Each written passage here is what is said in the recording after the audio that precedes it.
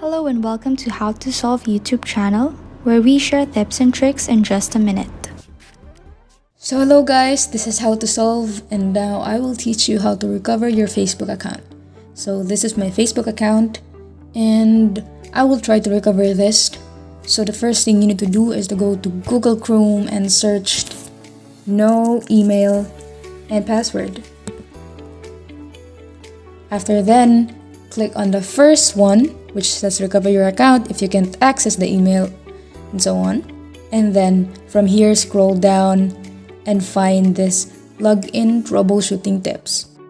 Now from here, you have to scroll down and look for this, recover your account if you think your Facebook account was hacked.